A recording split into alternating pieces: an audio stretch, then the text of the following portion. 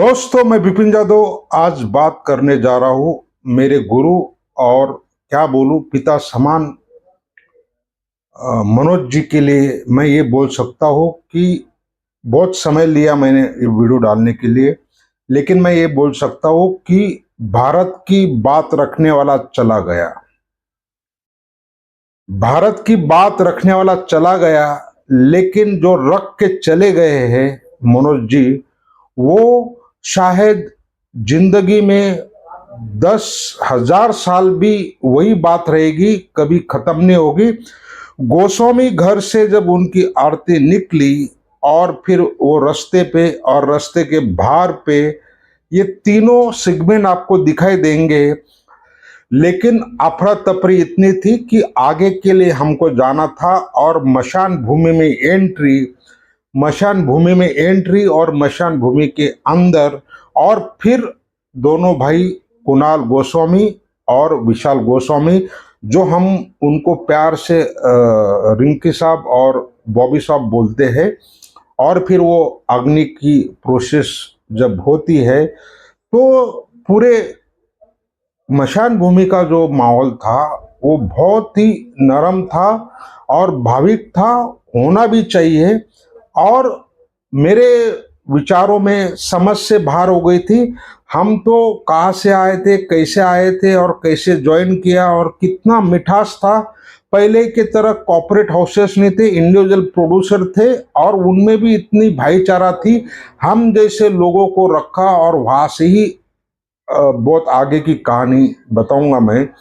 लेकिन काश अगर भारत का रहने वाला, भारत की बात बताने वाला नहीं होता, तो मुझे नहीं लगता कि मैं फिल्म इंडस्ट्री में होता। पता नहीं का गर्दिश में खो जाता, पता नहीं क्या करता और पता नहीं क्या क्या हो जाता। फिर आगे जाके एक विजुअल में दिखाऊंगा जहाँ पे सुभाष चंद्र बैठा है, मतलब खड़े थे, और राजपाल यादव और विदु, दारा सिंह और शाहबाज खान को भी मैं बहुत सालों के बाद मिला, लगभग 25-27 साल के बाद। वो भी यूजल में आ जाएगा। जब सुभाष चंद्र जैसा आदमी बिल्कुल नम आंखों में, और मैं तो उनके पीछे जाके खड़ा रहा, उनकी बात सुन रहा था। वो ये सोच रहे थे कि जी टीवी कैसा बनाने का मकसद था या कुछ बात चल रही थी, लेकिन वो इतने प्रभावित हुए सुभाष चंद्र जी टीवी के इतने बड़े मालिक, और उन्होंने बोल दिया कि आप जाओ। ये राजपाल यादव और अन्य लोगों को बोला, फिर वो गए उधर जो क्रिया होती है। लेकिन मैं देखते रह गया कि ये आदमी इतना प्रभावित हुआ है। आपने देखा नहीं होगा कि चाहे कितना भी बड़े बड़े सुरमा हो, आए ना आए, सुभाष चंद्र जैसा आदमी आना ये बहुत बड़ी बात है। और मीडिया का अटेंशन भी बहुत कम था, क्योंकि वो ज्यादा फौज के साथ नहीं आए थे, बहुत कम लोगों के साथ आए थे। और फिर मेरा मोर्चा मैं निकालूंगा कि वो अमिताभ बच्चन और अभिषेक बच्चन, अमिताभ बच्चन और सलीम खान और अन्य लोगों को, और खास तौर पर मेरे प्रिय जो है प्रेम चोपड़ा जी, वो भी बैठे थे। नम आंखें थी और बिल्कुल कुछ बोलने में आंखों में ही बात थी। और कल से मैं फॉलो कर रहा था, तो उन्होंने किसी को बोला कि ये जादव है क्या, तो इतनी दुखद घटना में भी उन्होंने मुझे याद रखा। फिर मैं जाके कान में कुछ बोला, वो भी यूजुअल आ जाएगा।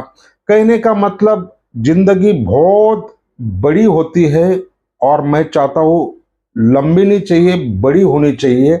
और दिल करता है कि मनोज जी जैसा कुछ ऐसा काम कर जाए। कोशिश तो हर आदमी करता है, कामयाब बहुत कम लोगों को मिलती है। कामयाबी की जो जो जड़ी बूटी बोलते हैं, वो बहुत कम लोगों को नसीब होती है।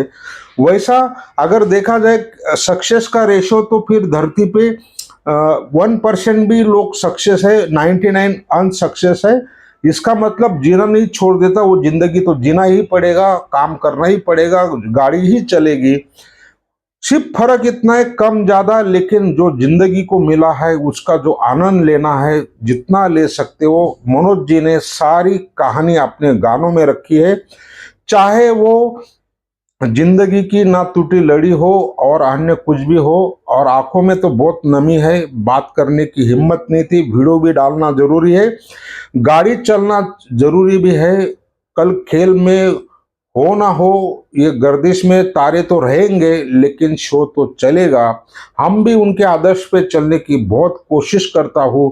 नम हाथ के हो गई, लेकिन ऐसे मौके पे ऐसे भी लोग आए जिनका कोई ताल्लुकात नहीं, लेकिन मीडिया का अटेंशन करने के लिए आगे आगे गए।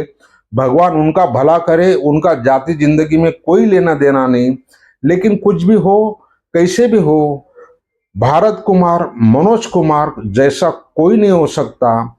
भारत की बात रखने वाला चला गया, लेकिन जो बात रखे गए हैं, हिंदुस्तान हजारों साल तक याद रहेगा, ऐसा रख के गए हैं। इस वीडियो को लाइक शेयर नहीं बनेगा तो बात नहीं बनेगी।